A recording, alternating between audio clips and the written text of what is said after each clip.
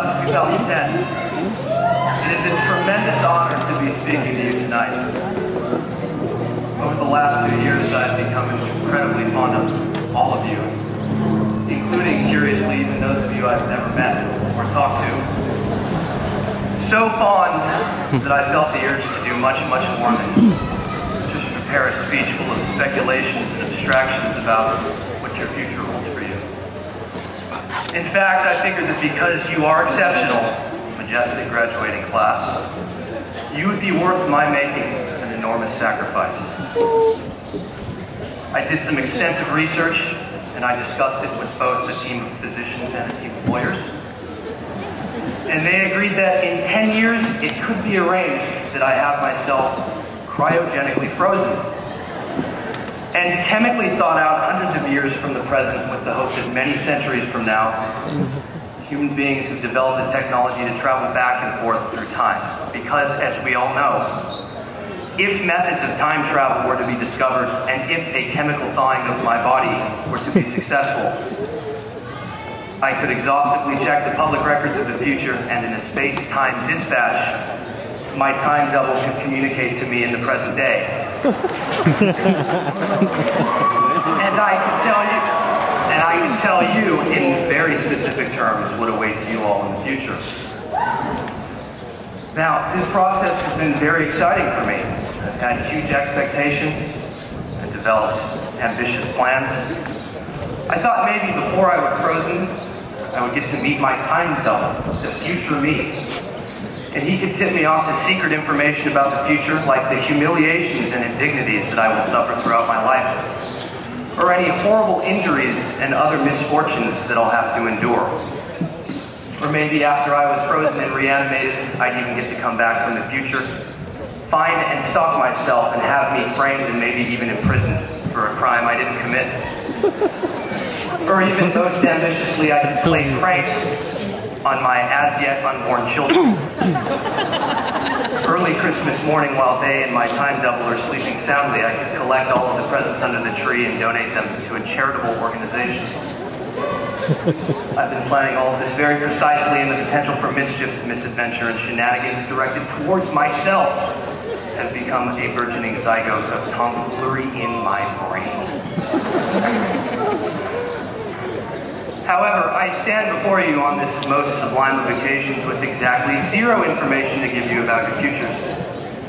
It might be that time travel is physically impossible, or maybe something went horribly wrong with the chemical thawing of my body and I did not survive the process, or the world ended, or most likely I just never went through it due to pure laziness.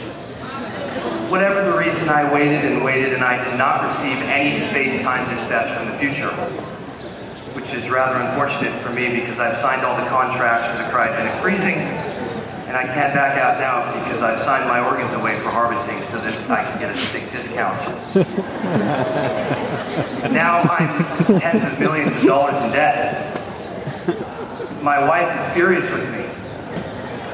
Not because I've agreed to have my body frozen in millions. I haven't actually told her about that yet. But because the other day when we were Greco-Roman wrestling on the lawn, I told her she had the strength and reflexes of a medical research cadaver. She responded by telling me that I am a foul, evil-smelling fatty.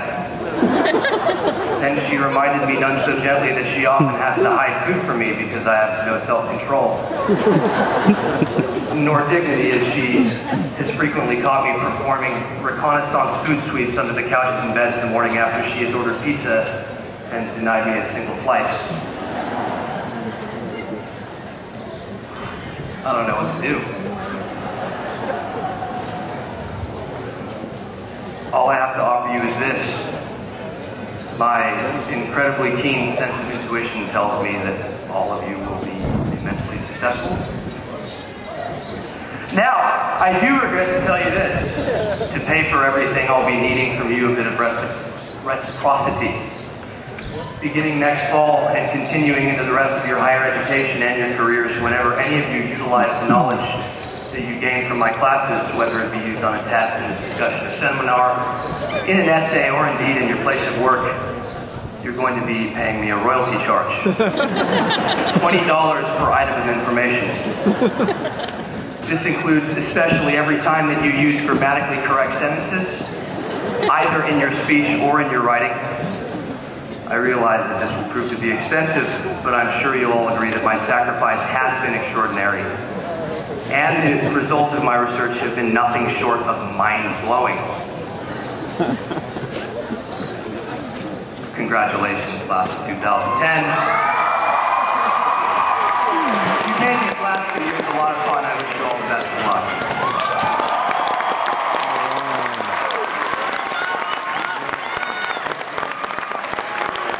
I'd like to talk to them for a few moments. Ladies and gentlemen, I think I understand how you feel. Conflicted. We feel as though we have an obligation to tell our children the lessons of our mistakes, to free them from the pain of learning from their own blunders. But do we have that right? How can we tell them to seek happiness when happiness is so elusive to us?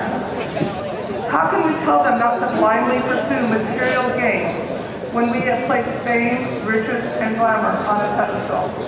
And how can we tell them to love their neighbors and their families while they have seen us fight, argue, and bicker amongst ourselves?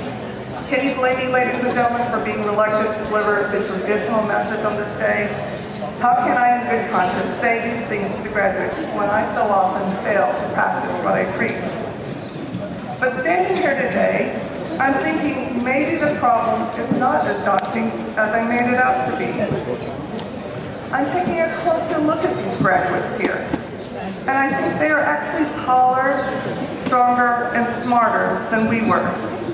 They have maneuvered through minefields that we couldn't even imagine in our lives. Perhaps they are smart enough, resilient enough to make our mistakes their messages, to make our weaknesses their lessons, and to make our examples, the good and bad, a part of their education. That may be the best education they will ever receive. And I am confident that because of the education provided by you, parents and grandparents, and by our staff and teachers, these graduates are the best we have to hope for our future. So congratulations, class of 2010. You are